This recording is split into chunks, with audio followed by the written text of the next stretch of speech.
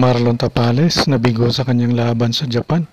Tinalo siya ni Naoya Inoue sa pamamagitan ng knockout sa round 10. Sa round 4 pa lang bumagsak na itong si Tapales. Pero maraming humanga dito sa katapangan ni Tapales dahil nakipagsabayan din siya kay Inoue. Marami din namang suntok siyang pinakawala na tumama kay Inoue, lalong-lalo na yung kanyang mga sundot-sundot na jab, right jab. Tumatama ito kay Inoue, yun, no? Hindi lang talaga kaya ni Tapales tumbasan yung lakas ng kamao ni Inoue. Iba talaga yung lakas ni Inoue. Pag siya ang tinamaan, talagang nayayanig siya. Pero yung mga suntok niya na tumatama kay Inoue ay hindi masyadong iniinda ito ni Inoue. Sa totoo lang, maganda talaga yung performance na pinakita ni Tapales. Mas malakas lang talaga si Inoue. Pero kung ikukumpara mo yung performance ni Tapales doon sa performance ni Stephen Fulton nung nakalaban ni Inoue, mas maganda ang pinakita ni Tapales sa labang ito. Kaya lang may kulang pa talaga kay Tapales kung si Inoue ang kanyang makakatapat dahil kailangan talaga niya ng ekstrang lakas pa para matumbasan niya yung lakas ni Inoue.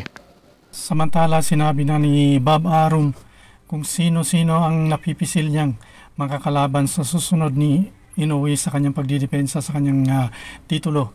At ang nandyan sa baba ngayon ang mga pangalan na posibleng makakalaban na naman ni Inoue. Nandyan si Murodjon, si Sam Goodman at si Luis Nery. Pero according sa source sa kampo ni Bob Arum o ni Inoue, na itong si Luis Nery ang kanilang prioridad. Dahil itong si Luis Nery ay nag-number 1 contender na ito. So kailangan didipinsahan ni Inoue itong si Luis Nery. At ang target date nila nito ay malamang next year, May 2024 ang kanilang target na date. So magandang abangan na naman to kung talagang magtuloy-tuloy yung panalo ni Inoue at madidipinsahan niya ng maraming beses ang kanyang titulo. Dahil sa ngayon, siya talaga ang pinakamalakas sa super bantamweight. At mukhang wala pang tatalo dito sa super bantamweight dahil napakalakas talaga nitong si Inoue. At itong si Luis Nery ay kilala din sa makamay siya, no? Pero hindi naman siya ganun kalakas talaga, although mataas din naman ang kanyang knockout rate. Pero kung titingnan mo yung performance ni Nery no nakaraang laban niya against sa Pilipino nating boksingero na si Froilan Saludar, ay mukhang bumagal itong si Luis Nery. At saka hindi na ganun ka agresibong fighter ito si Luis Nery. Kung ganun ang performance na ipapakita niya kay Inoue, ay mahihirapan siya at baka mas mabilis at madali pa kay Inoue itong laban ni Nery kaysa laban niya kay Tapales. Dahil itong si Tapales at least magaling yung defense ang pinakita nito, kaya hindi kaagad basta-basta nito tumiklop sa laban niya kay Inoue. So I hope na itong si Tapales na makabalik pa. Dahil sa totoo lang, sa assessment ko sa kanya, marami pa siyang boksingero na tatulunin dito sa super bantamweight division.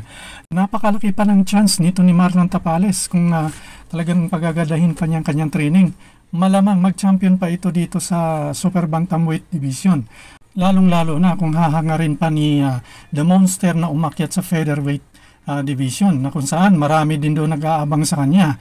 Sana bago man lang umakyat ito si The Monster sa featherweight, masubukan man lang sana niyang kalabanin itong si General Cuadro Alas Casimiro dahil ito yung pinakaasam-asam ng mga Filipino boxing fans na magkaharap itong si Cuadro Alas Casimiro at itong si Monster Inoue. Dahil iyon ang talagang pinakahihintay ng mga boxing fans para masubukan kung gaano ka-epektibo itong style ni Cuadro Alas. Dahil kakaiba din yung style ni Cuadro Alas na maaaring makapagbigay ng problema dito kay Inoue dahil si Cuadro Alas Casimiro ay may lakas din. Pero dahil sa medyo malayo yung ranking ni Casimiro para lumaban sa championship dahil nasa rank number 5 ito sa WBC o sa IBF, nasa rank number 7 yata ito.